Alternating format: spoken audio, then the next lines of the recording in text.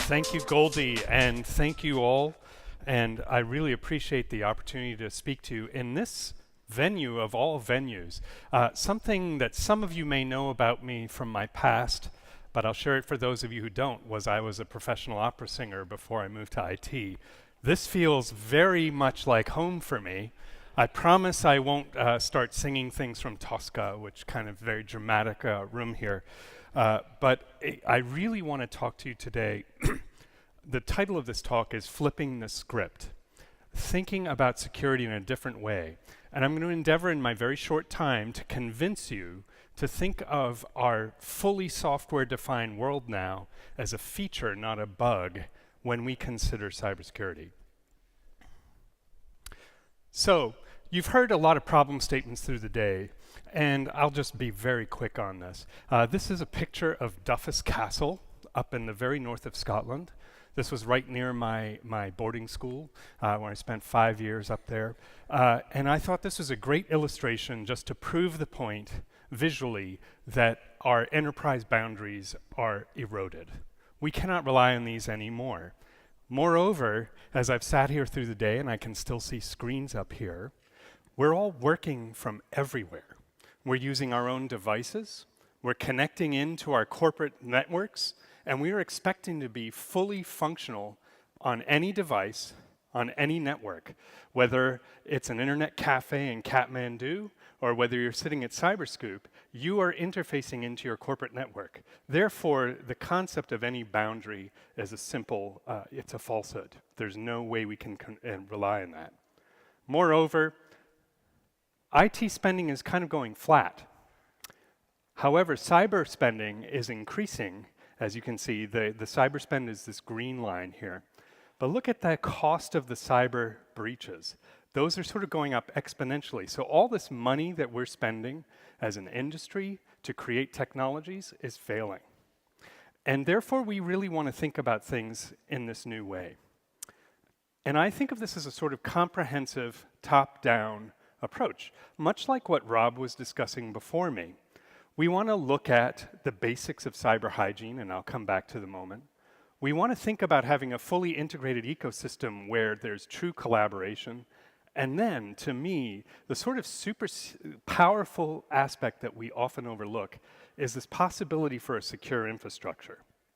And I'm going to start with that. By a show of hands, how many of you know what a hypervisor is? Because this might start to feel a little technical. Okay, this is good, right? Hypervisor is a very lightweight but powerful piece of code that is essentially the heart of virtualization. This is what allows all those virtual servers that we know, and ultimately the networks and storage and all of that to function on top of it. This, to me, is the lifeblood of our hope for having a new security paradigm. So if we look at virtual machines, we can now use those trusted extensions on the chips to have encrypted virtual machines, and they can even be encrypted as they move across our networks in that very dynamic way. And we can also enforce multi-factor authentication, which we'll come back to later. At the storage level, we figured out how to encrypt data at rest. We figured out all of the massive ways to the challenge of addressing massive storage and how to have key management across that. And we're very much more secure at the data at rest side.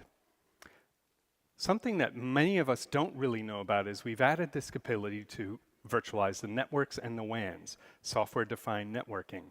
With that, we can have very, very fine-grained control of networks, users, their access, and we can have much more visibility into what's going on in the network.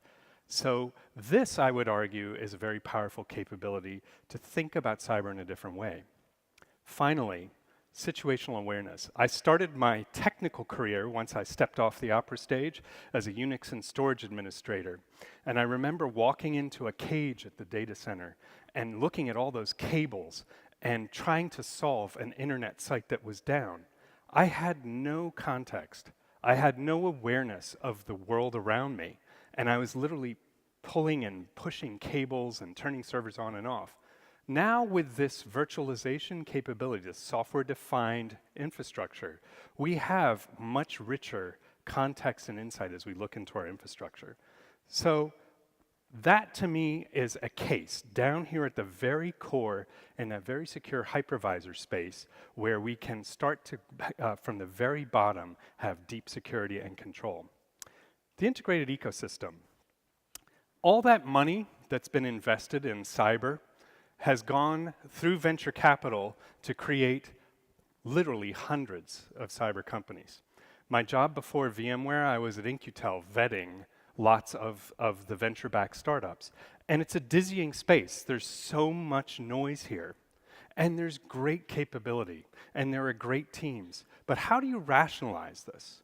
Moreover, many of you back in your home office are putting point solutions all around your network to try and solve this problem.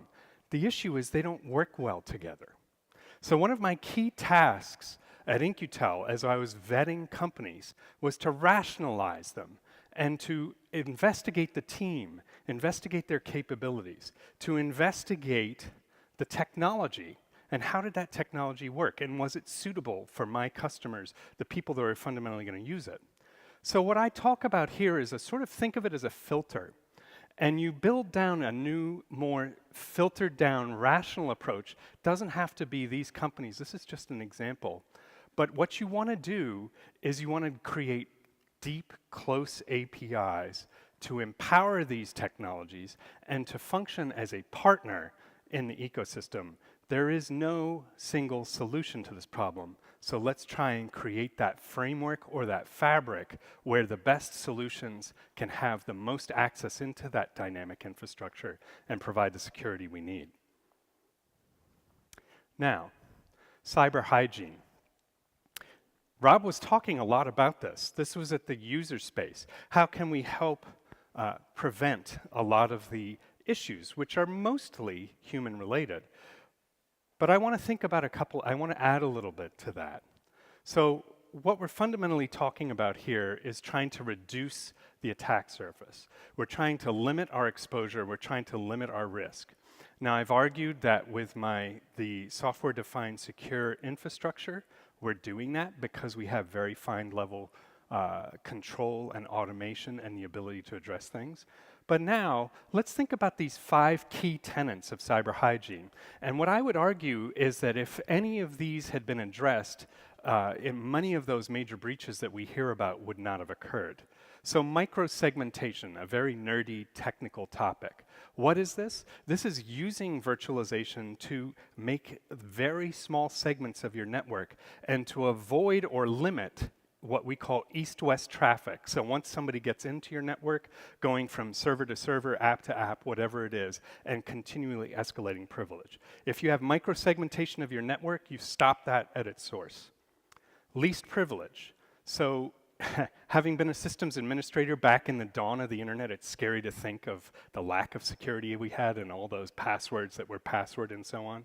But everybody wanted root privilege to be able to do their job. We need to use our automation, we need to use our insight to give people the least privilege to avoid exposure. Encryption. Encryption throughout. We can now do this. The compute is strong enough to do this, and I described how storage and networking is now embracing that encryption fully. Multi-factor authentication. This is coming along so much further than it has in the years, and if you're not using it personally, it's such a powerful capability to ensure that if somebody compromises your password or your device, they still can't get into the system. And then finally, patching. Now, this is one of the things, having been a systems administrator, that I argue is one of the greatest capabilities of virtualization. With this dynamic infrastructure, we can keep things moving, turning things up, down, and patching constantly, maintaining our consistency and preventing those exposures. So that's one key element. Now, I have described this concept of a secure infrastructure. Now I'm going to talk about something to even provide better depth to that enriched ecosystem.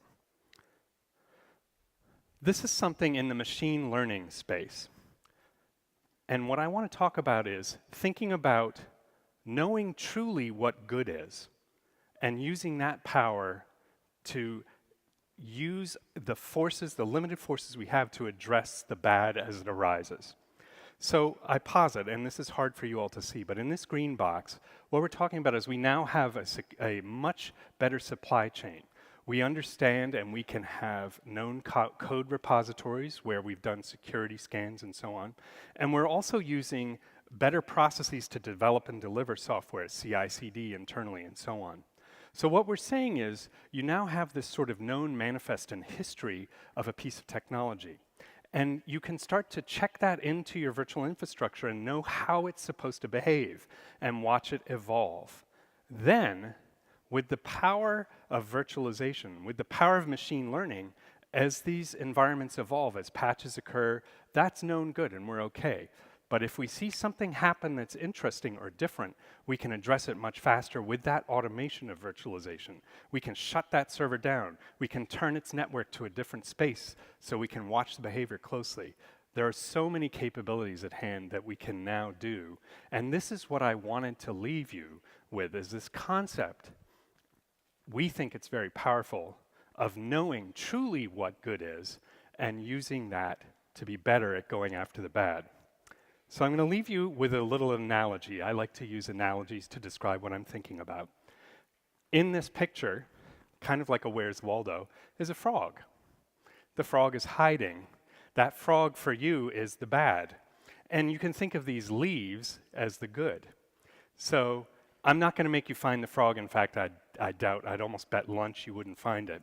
But if we filter out the known good, if we're watching, that frog will pop out and we can address it with speed, rapidity, and we can use all the power of our infrastructure to address that. So I thank you very much for your time. I appreciate your attention, and again, thanks to CyberScoop for having me here today.